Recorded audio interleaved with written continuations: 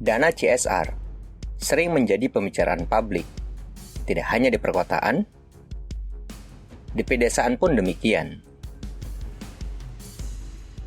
Lalu apa itu dana CSR?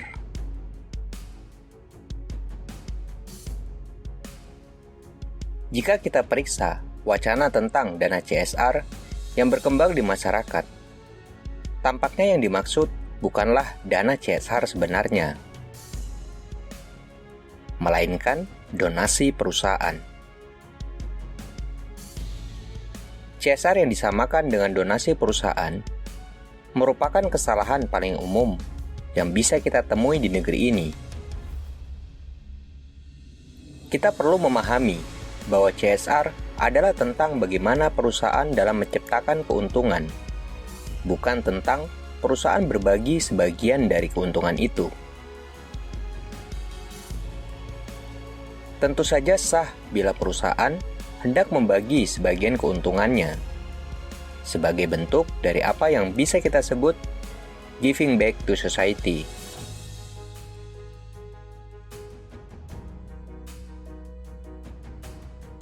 Tapi hal ini tidak membuat perusahaan boleh seenaknya sendiri melupakan tanggung jawab atas dampak negatifnya terlebih dahulu dan dampak positif lain yang bisa dibuat melalui proses produksi yang inklusif dan adil, serta produknya.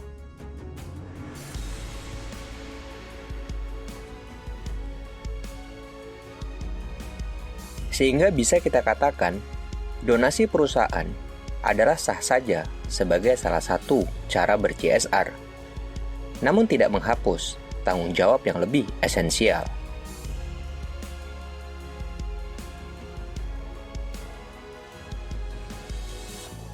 Untuk melaksanakan tanggung jawab sosialnya itu, perusahaan memerlukan anggaran dan sumber daya yang lain.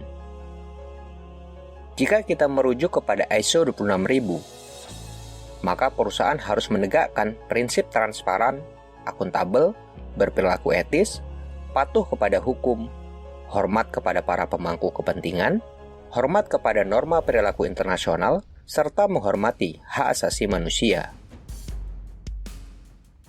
Di samping ketujuh prinsip tersebut, perusahaan juga wajib mengurusi 7 hal yang disebut sebagai subjek inti, yaitu tata kelola, hak asasi manusia, ketenaga kerjaan, lingkungan, praktik operasi yang adil, isu-isu konsumen, serta pelibatan dan pengembangan masyarakat. Anggaran CSR adalah anggaran perusahaan yang dimanfaatkan untuk menegakkan ketujuh prinsip dan mengurus ketujuh subjek inti itu, alias seluruh anggaran perusahaan yang dialokasikan untuk kebutuhan CSR.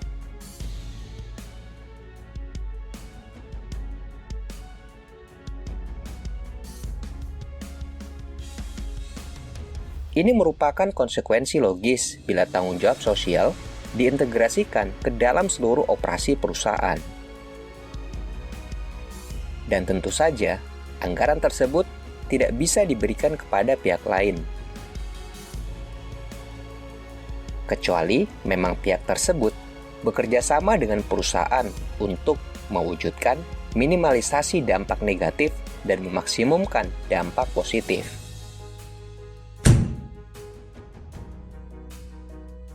Penting untuk dicatat bahwa bila sebagian anggaran tersebut diberikan kepada pihak lain, tanggung jawab atas dampak tetap melekat kepada perusahaan, bukan kepada pihak lain yang menjadi mitra atau kontraktor perusahaan.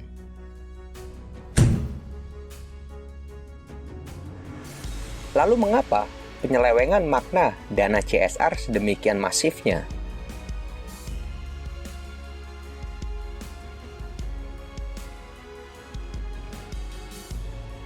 Tentu, selain honest mistake berupa ketidaktahuan, ada penjelasan yang lebih mungkin, yaitu kecenderungan koruptif dan upaya meloloskan diri dari tanggung jawab dengan menutup-nutupi dampak negatif.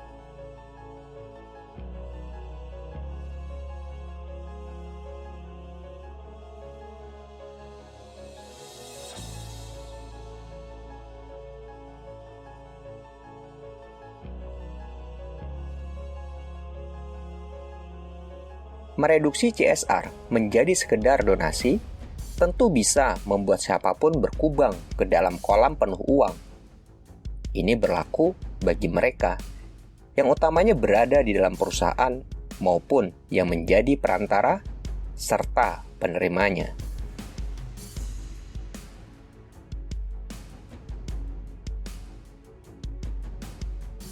Di sini kemudian perlu kita tekankan kenyataan bahwa perusahaan-perusahaan yang kontroversial paling kerap melakukan reduksi dan pembelokan terhadap makna CSR itu sendiri. Ada banyak penelitian yang membuktikan kecenderungan hal tersebut terjadi. Perusahaan-perusahaan yang sedang bermasalah dengan masyarakat misalnya, cenderung menghamburkan donasi ke pihak-pihak yang strategis tanpa benar-benar menyelesaikan akar masalah yang membuat masyarakat menjadi kecewa dan marah kepada perusahaan tersebut. Perusahaan yang berada pada sektor-sektor yang disebut kontroversial, irresponsible, atau sinful industry juga yang cenderung paling murah hati. Di dalamnya termasuk industri rokok, minuman keras, nuklir, dan belakangan juga lantaran karena emisinya disebut-sebut paling berkontribusi kepada perubahan iklim antropogenik, yaitu industri otomotif, minyak, dan batu bara. Perusahaan yang sedang ada maunya tentu saja sedang mengincar proyek-proyek pemerintah atau hendak memohon perpanjangan izin operasi mereka. Jadi wajar jika perusahaan-perusahaan tersebut cenderung royal. Tidaklah mengherankan bila banyak di antara perusahaan seperti itu kemudian menempatkan banyak uang yang mereka pergunakan untuk menyuap atau memberi gratifikasi ke dalam apa yang mereka namakan dana CSR.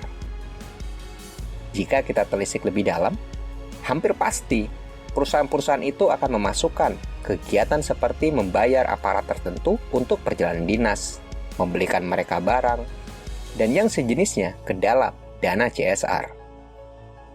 Lantaran pertanggungjawaban atas dana tersebut memang sumir, maka para penanggung jawabnya di dalam perusahaan tak sedikit yang mengambilnya untuk kepentingan memperkaya diri sendiri.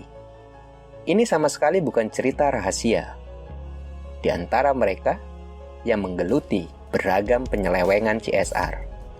Sudah jamak dipahami bahwa perusahaan-perusahaan yang gemar menghamburkan donasi adalah mereka yang tata kelola organisasinya jelas tidak beres. Mereka yang membelokkan makna CSR menjadi sekedar donasi dengan tujuan menutupi dampak negatif atau mendapatkan akses terhadap para pengambil keputusan serta pemangku kebijakan, mereka disebut sebagai pelaku CSR washing. Dan CSR washing ini bertentangan secara diametrikal dengan tujuan CSR. Pelaku CSR washing pada dasarnya menginginkan citra sebagai perusahaan yang ramah ekonomi, sosial, dan lingkungan. Sementara CSR menekankan kepada kinerja yang benar-benar ramah. Tentu saja perusahaan yang ber-CSR perlu berkomunikasi, namun dengan komunikasi yang tidak boleh melampaui kinerja yang sesungguhnya. Dengan secara terbuka, mengungkap dampak negatif dan positif. Keseimbangan dalam melakukan proses komunikasi terkait dengan kinerja dan pengungkapan dampak adalah esensi dari komunikasi CSR itu sendiri.